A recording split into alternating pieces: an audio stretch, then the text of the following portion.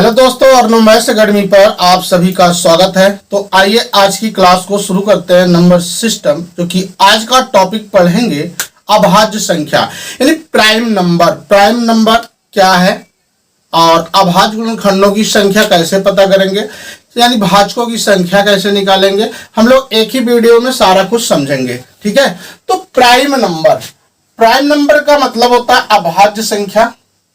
Prime number अभाज्य संख्या, अभाज्य संख्या। मुझे यह बात पता है कि वह प्राकृतिक संख्या जो केवल एक और खुद से विभाजित होता है उसे हम अभाज्य संख्या कहते हैं। यानी कि ऐसी प्राकृतिक संख्या जिनके केवल दो फैक्टर होते हैं, एक या स्वयं, तो वह अभाज्य संख्या कहलाती है। कहने का मतलब यह हुआ कि ऐसी प्राकृतिक संख्या, कल हम लोग प्राकृतिक संख्या पढ़े थे, ऐसी प्राकृतिक संख्या जो केवल एक और खुद से विभाजित होता है, खुद से विभाजित होता है, अभाज्य संख्या कहलाता है। इसका क्या मतलब है?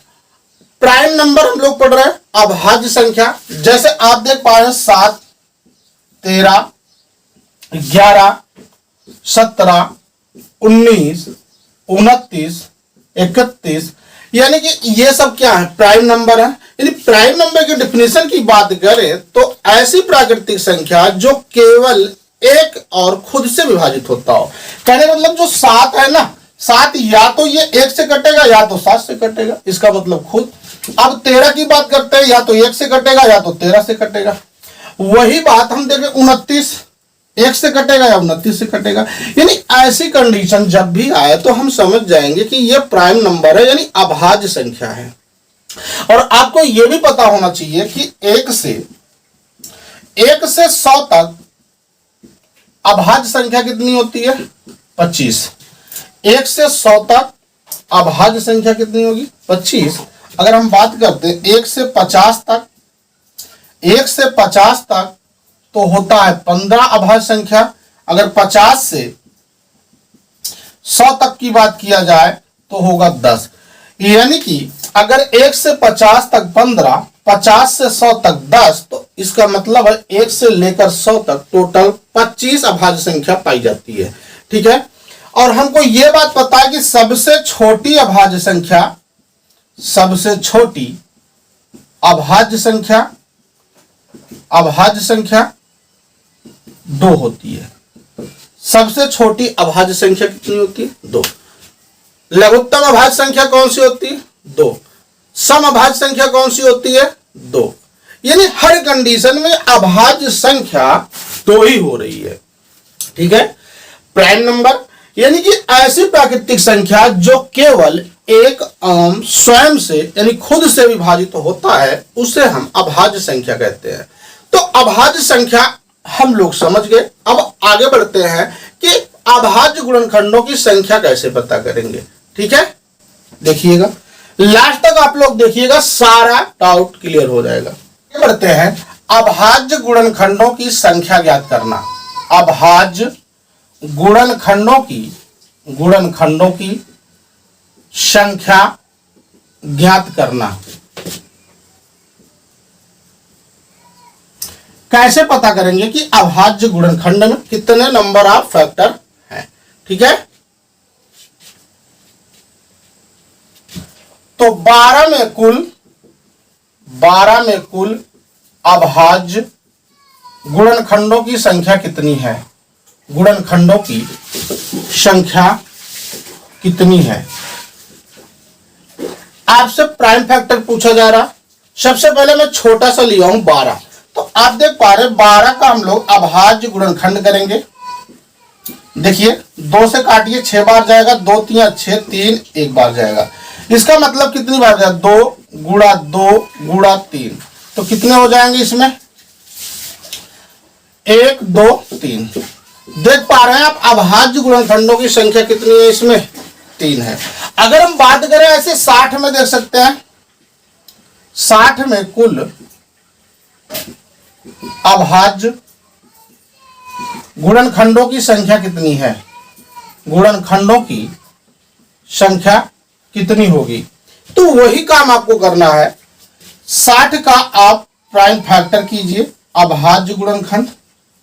चलिए 2 3 बार जाएगा 30, 2 15, 3 5, 5 1, तो कितने हो जा रहे हैं इसका, 2 2 3 5, 1 2 3 4। इसका मतलब है कि इसमें 4 अभाज्य गुणनखंड है, 2 बार 2 है, 1 बार 3 है, 1 बार 5 है। तो आइए और भी क्वेश्चन बनाते हैं, बिल्कुल सब कुछ समझ में आएगा, बस आप लास्ट तक देखिएगा।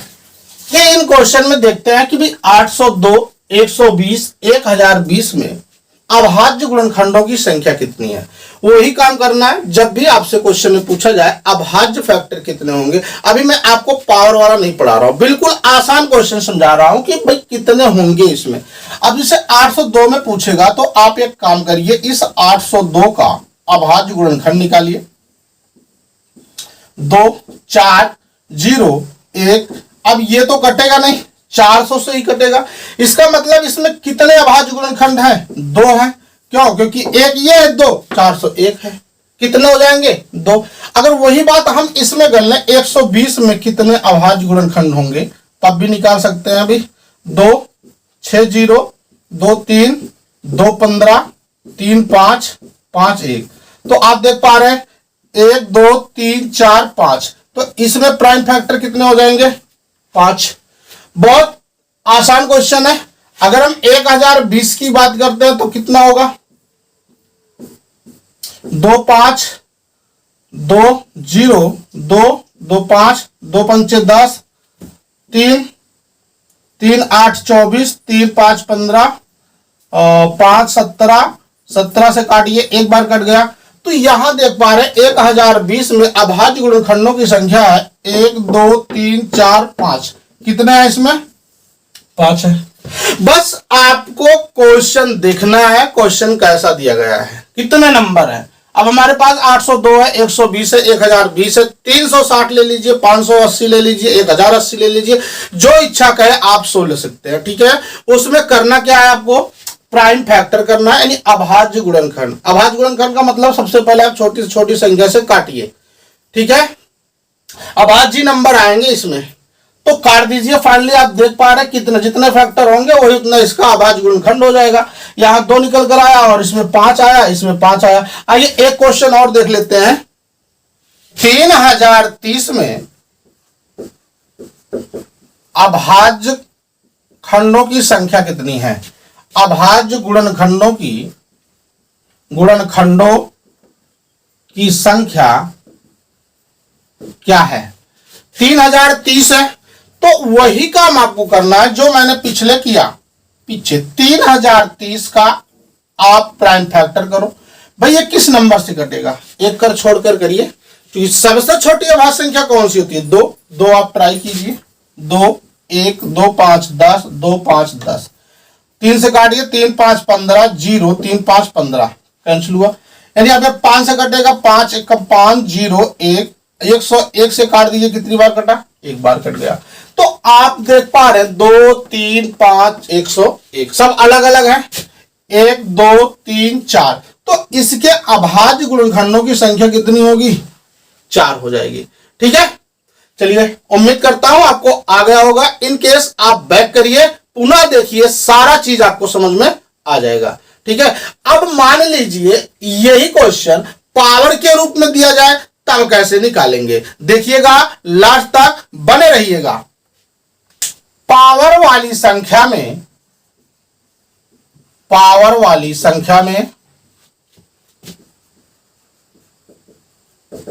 अभाज्य गुणनखंडों की संख्या ज्ञात करो। अब इस प्रकार से क्वेश्चन है, बिल्कुल आसान सा क्वेश्चन बनाते हैं। सबसे पहले हम लोग, यदि क्वेश्चन पावर के रूप में दिया जाए तो वहां पर प्राइम फैक्टर अभाज्य गुणनखंडों की संख्या कितनी होगी। ठीक है, पहला क्वेश्चन आप समझिएगा। जैसे अगर मैं कहूं 15 की पावर 20 में, 15 की पावर 20 में कुल अभाज्य गुणनखंडों की संख्या कितनी है, गुणनखंडों की संख्या कितनी है, ये आपके सामने क्वेश्चन है। अभी तक पावर नहीं था, अभी तक पावर नहीं था तो हम फाइंड कर लेते थे, लेकिन इस बार हम घात के रूप में दे रहे हैं, सिंगल क्वेश्चन। ठीक है, 15 की पावर 20 कोई भी नंबर हो सकता है, कोई भी पावर हो सकता है, तो इसमें सीखना है आपको। देखिए जैसे 15 है ना, 15 का आप सबसे पहले प्राइम फैक्टर करो, अभाज्य गुणनखंड, तो 3 5 15, 5 1 5। तो आप देख पा रहे हैं इसके कितने फैक्टर हो रहे हैं, 2। भाई 15 में अभाज्य गुणनखंडों की संख्या कितनी निकल कर आ रही, 2। लेकिन इसकी पावर कितनी है, 20 है, तो इसका मतलब है आप 20 से गुणा कर दो, कितना हो जाएगा, 20 दूना 40 हो गया, 20 दूना 40। तो बढ़ते हैं आगे और अगला क्वेश्चन आप समझिएगा। इसे में कह दिया जाए 30 की पावर 30 में, 30 की पावर 30 में कुल अभाज्य गुणनखंडों की संख्या कितनी है। तो सबसे पहला काम क्या है आपका, बेस का प्राइम फैक्टर करना है। चलिए 3 से बनाइए, 2 से कटेगा, 2 15 दूना 30, 3 5 15, 5 एकम 5। तो यहां पर 30 में, केवल 30 में बात किया जाए तो कितने प्राइम फैक्टर हैं, अभाज्य गुणनखंड की संख्या कितनी है, 1 2 3, 3 इसमें निकल कर आ रहा है। आप पावर चेक करिए कितना है, 30। तो जितना पावर होगा उतने से आप गुणा कर दो, तो कितना हो जाएगा, 90। तो इस क्वेश्चन का आंसर कितना सही होगा, 90। इसमें गुणनखंडों की संख्या हो जाएगी 90। अब मान लीजिए इसी को मुझे इस प्रकार से करना होता, या तो आप एज्यूम करिए 30 की पावर 30 में अभाज्य गुणनखंडों की संख्या बताओ। तो एक काम कर लो, चाहे आप इस बात को नोटिस कर लो, या आपको अगर पता है तो ऐसे डायरेक्ट निकाल लो कि 2 3 6 5 30 होता है। अब भाई 30 इसके हैं, 30 इसके हैं, 30 इसके हैं, 30 30 60 30 90, टोटल कितने हो जा रहे हैं, 90। अभी देखिए जो गुणा के रूप में क्वेश्चन बनेगा उनको हम लोग ऐसे बना देंगे, नहीं तो बहुत लेंदी हो जाएगा। ठीक है, 120 की पावर 500 में कुल अभाज्य गुणनखंडों की संख्या कितनी है। वही काम करना है जो मैंने पिछले क्वेश्चन में अभी किया था। आपको 120 का अभाज्य गुणनखंड करना है, तो करते हैं, 2 से काटिए, 60, 2 30, 2 15, 3 5, 5 1, कितना हो जाएगा इसमें, 1 2 3 4 5, 5 हो रहा है। आपको पता है पावर में कितना दिया हुआ है, 500 दिया गया है, तो आप 500 से गुणा कर दीजिए, कितना हो जाएगा टोटल 2500। यानी जो आपका आंसर आया कितना हो गया, 2500। 300 की पावर 500 में कुल अभाज्य गुणनखंडों की संख्या कितनी है। वही काम करो भाई, 300 का अभाज्य गुणनखंड करना है। सबसे पहले आप 2 से काटिए इसको, 2 1 5 0, 2 75, 3 25, 5 5, 5 1 5। तो देख पा रहे हैं 300 का अभाज्य गुणनखंड इस प्रकार से है, 1 2 3 4 5, कितने हैं टोटल, 5 है। अब पावर कितना दिया हुआ है, 500 दिया गया है, तो 500 गुणा कर दीजिए, कितना हुआ 2500। फाइनल आंसर आपका आ चुका है। अब मान लीजिए यही पावर गुणा के रूप में दिया गया हो, तब कैसे उनका अभाज्य गुणनखंड निकालेंगे, बनाते हैं और देखते हैं। लीजिए वही क्वेश्चन पावर के रूप में दिया हो और उनका गुणा करके दिया गया हो, तब क्वेश्चन कैसे बनाएंगे। 15 की पावर 15, 15 की पावर 15 गुणा 30 की पावर 12 गुणा 60 की पावर 21 में कुल अभाज्य गुणनखंड कितना है, कुल अभाज्य गुणनखंडों की संख्या कितनी है। पावर के रूप में क्वेश्चन दिया गया है और इनको गुणा के रूप में रख दिया गया है, तब कैसे बनाएंगे। एक तरीका तो ये होगा, आप अलग अलग करके निकाल लीजिए। मान लीजिए क्वेश्चन आपका ये है, एक ये है, एक ये है, जितना आता है तीनों का प्लस कर दीजिए, वही आपका आंसर हो जाएगा। अदरवाइज आप डायरेक्ट भी बना सकते हैं। भाई इस 15 का क्या बनेगा, 3 5 दो ही फैक्टर होंगे इसके प्राइम में, यानी अभाज्य संख्या दो ही होगा, 3 और 5। 30 का चेक कर सकते हैं, 2 3 30, सॉरी 2 3 6 5 30। 20 का 60 का देख लीजिए, 2 2 4 3 12 5 60।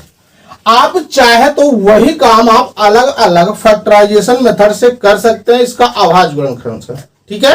या आप डायरेक्ट आप बना सकते हैं, कितने होंगे इतना तो कर ही सकते हैं आप। भाई 2 है, 15 इसका हुआ, 15 इसका हुआ, कितना हो गए 30। 12 12 12 12 3 36, 21 21 21 21 कितना हुआ 84, यानी 4 बार है तो 4 से गुणा कर देंगे। टोटल जोड़ लीजिए कितना बनेगा, 6 4 10, 3 और 3 6 8 14 और 1 मिला के कितना हुआ 15। यानी कि अगर ऐसा भी क्वेश्चन पूछता है पावर के रूप में और गुणा करके दिया गया हो तो हम बहुत आसानी से भी बना सकते हैं। एक क्वेश्चन और बनाते हैं इसी पर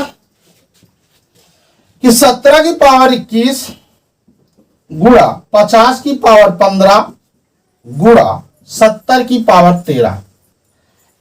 इसमें अभाज्य गुणनखंडों की संख्या कितनी है। अब 17 तो ऑलरेडी एक अभाज्य संख्या है, इसका मतलब इस तो 17 होगा, क्योंकि एक लिया नहीं जाएगा, है ना, काउंट नहीं होगा। और 50 का मतलब क्या होगा, 2 2 5 10, 2 5 10, 25 कितना होगा 50। 70 का चेक करते हैं, 2 5 10 7 70। भाई इससे ज्यादा कुछ और हो ही नहीं सकता है। आप एक काम करिए, अलग अलग बना लीजिए, 50 को अलग काटिए, 2 5 5 इतना आएगा, 70 काटिए, 2 5 7 हो जाएगा। अब आप इनको प्लस करो, इसके कितने, एक फैक्टर इसका 21 होगा, इसके 1 2 3 है, 50 15 15 15 15 3 कितना होगा 45, और इसका होगा 5 2 7, यानी 13 13 13 13 3 कितना होगा 39। सबको प्लस कर लो, 9 5 14 1 15। यहां देखो 2 4 6 6 3 9 1 10, ओवरऑल कितना आ गया 105 आ गया। तो उम्मीद करता हूं आपको समझ में आ गया होगा।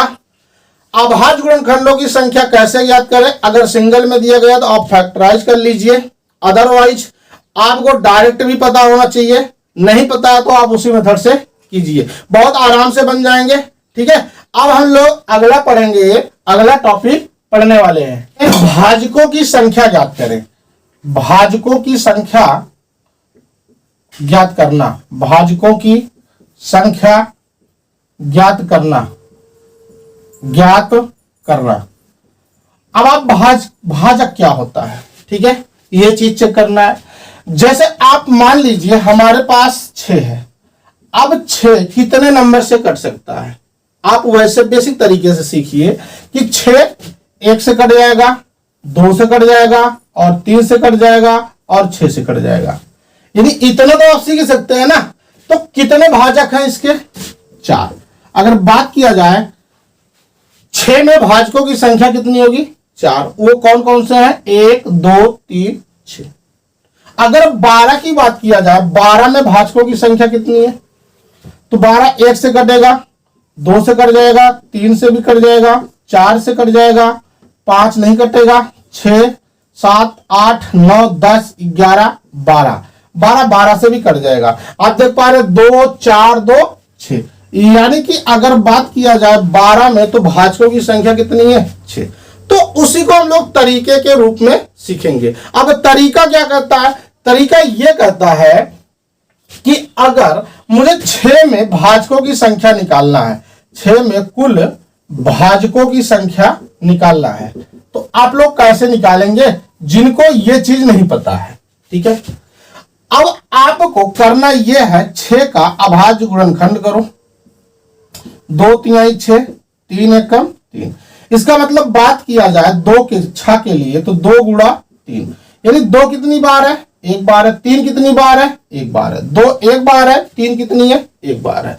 आपने क्वेश्चन का अभाज्य गुणनखंड किया, अब जो घात आया, घात कितनी है इसकी 1, इसमें आप 1 प्लस कर देंगे अपनी तरफ से, गुणा, फिर जितना पावर है 1 प्लस कर देंगे, 1 1 2 और 1 1 2, 2 दूना 4, तो जब हम कॉन्सेप्ट मेथड से करेंगे तो वो 4 देखिए ऐसे निकल कर आ गया, क्योंकि ये चीज आपको एज्यूम करना पड़ेगा, सोचना पड़ेगा। अभी मान लीजिए छोटी संख्या है तो आप सोच पा रहे हैं, कहीं बड़ी संख्या दे दिया गया तो आप नहीं सोच पाएंगे। तो वही काम करना है। कहने का मतलब हमारा ये हुआ, जब भी आपसे भाजकों की संख्या पूछा जाए ना, तो उस नंबर का आप अभाज्य गुणनखंड कर दीजिए। गुणनखंड करने के बाद जिसकी जितनी पावर आती है उसमें 1 जोड़ दीजिए। जोड़ने के बाद सबका अलग अलग आपस में गुणा कर दीजिए, जो आएगा वही भाजकों की संख्या हो जाएगी। जैसे आप देखिए 12 में भाजकों की संख्या कितनी होगी? अगर 12 की बात किया जाए तो हमको तो पता है 12 में 6 होगा, बट कैसे होगा?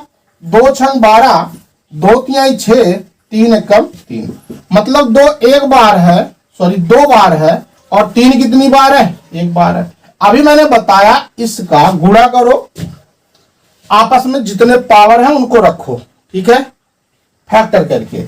अब जितनी पावर है उसमें 1 जोड़ दो। 2 है, अब 1 आप जोड़ेंगे कितना है? 3।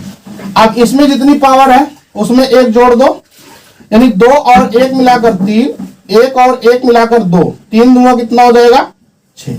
यानी 12 में कुल भाजकों की संख्या कितनी होगी? 6। तो आइए और भी क्वेश्चन बनाते हैं। 60 में कुल भाजकों की संख्या कितनी है? भाजकों की संख्या कितनी है, यह क्वेश्चन है मेरे पास। तो ऐसा तो है नहीं, हम डायरेक्ट जूम कर सकते हैं, ठीक है, निकालना चाहे तो निकाल तो सकते हैं, बट आपको बहुत सोचना पड़ेगा। तो इसके लिए मेथड क्या है कि 60 का आप अभाज्य गुणनखंड करो। देखिए 2 से काटिए 30, 2 15, 3 5, 5 1। अब आप चेक करिए 2 कितनी बार है? 2 बार मिला आपको। 3 कितनी बार है? 1 बार। 5 कितनी बार है? 1 बार। अब इतना करने के बाद आपके पास जितनी घात है उसमें 1 जोड़ो। तो 2 में अगर 1 जोड़ेंगे कितना होगा? 3। इस 2 में 1 में 1 जोड़ो तो कितना होगा? 2। 1 में 1 जोड़ो तो कितना होगा? 2। 3 दूंगा 6 दूंगा 12। इसका मतलब है कि 60 में कुल भाजकों की संख्या कितनी हो जाएगी? 12। अगर यहीं पर और बढ़ा ले क्वेश्चन, 120 में कुल भाजकों की संख्या पता करो। वही काम करना है आपको। इसका अभाज्य गुणनखंड करो। 2 30, 2 15, 3 5, 5 1। अब आप देख पा रहे हैं 2 कितनी बार है? 3 बार। 3 कितनी बार है? 1 बार। 5 कितनी बार है? 1 बार। अब इतना करने के बाद आपको यह करना है, जिनकी जितनी घातें हैं उनमें 1 जोड़ो। घात, ऊपर वाले को घात कहते हैं, नीचे वाले को आधार कहते हैं, ठीक है। ऊपर घात है और नीचे वाला आधार है। तो हमको घात में जोड़ना है। 3 है तो 1 जोड़ दो, फिर गुणा का साइन है, गुणा लगाओ। 1 है तो 1 जोड़ दो, फिर 1 है तो 1 जोड़ दो, यानी 3 और 1 मिला कितना हुआ? 4। 1 1 2, 1 1 2, 4 दूंगा 8 दूना 16। तो आप 4 दूना 8 दूना 16। तो आप देख पा रहे हैं इसमें कितना हो जा रहा है? 16।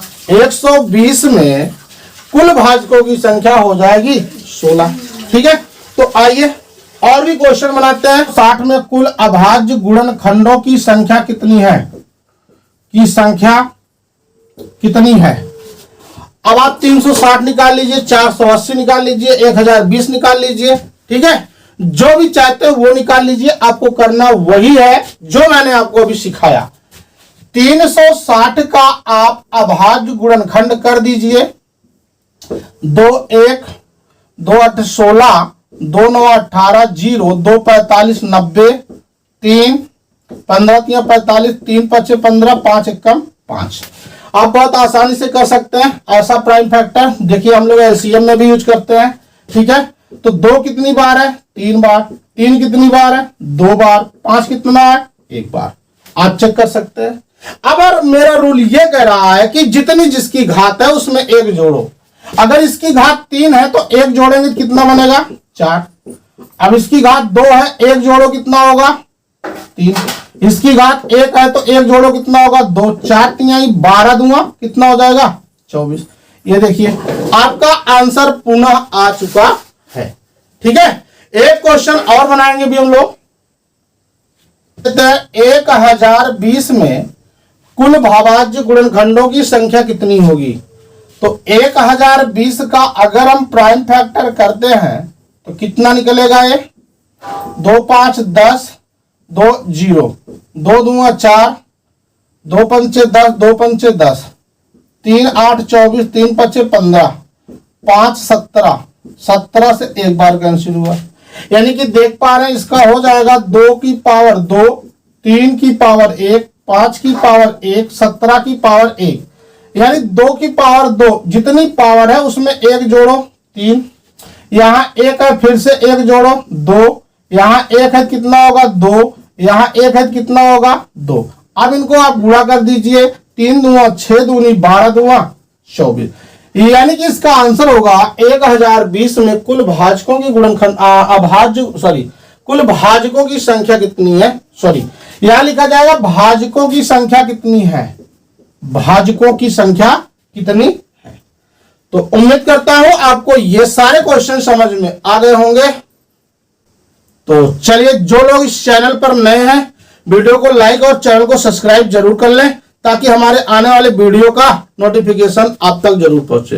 अर्नो मैथ्स एकेडमी के नाम से प्ले स्टोर में जाइए, वहां पर उस नाम से आपको एप्लीकेशन मिल जाएगा जो कि रेलवे ग्रुप डी का क्रैक कोर्स उपलब्ध है, जिस 42 वीडियो है, बहुत ही कम प्राइस पर है। आप जाइए वहां देखिए और लीजिए, पढ़ाई कीजिए, बहुत बढ़िया क्लास होगा आपका। Thank you.